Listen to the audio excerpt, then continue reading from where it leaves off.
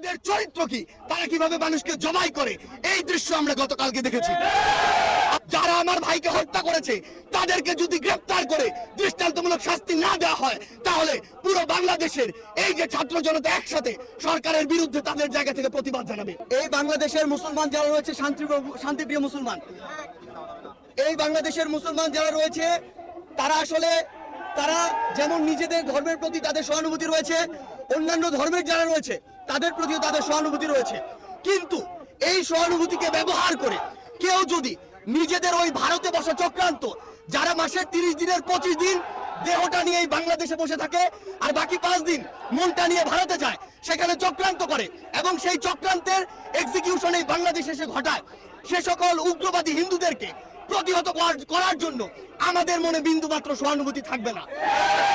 আমরা আমাদের জায়গা থেকে স্পষ্ট করে বলতে চাই, আমরা অনেক সহ্য করেছি, আমরা আমাদের জায়গা থেকে সর্বোচ্চ উদারতা দেখিয়েছি।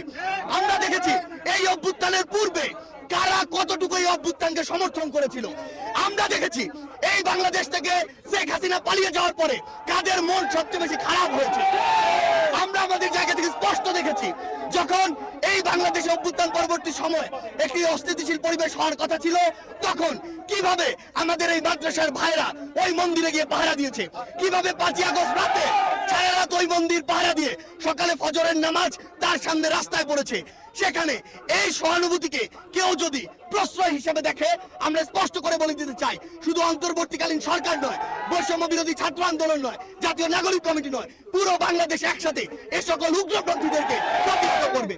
আমরা আমাদের জায়গা থেকে স্পষ্ট করে বলতে চাই, এসব ইসকনের নামে যেসব উগ্রপন্থীরা বিগত 16 বছরে অসংখ্য অপকর্ম ঘটিয়েছে, ফ্যাসিস্ট আওয়ামী লীগ এ সকল অপকর্মকে মানুষের সামনে আসতে দেয়নি।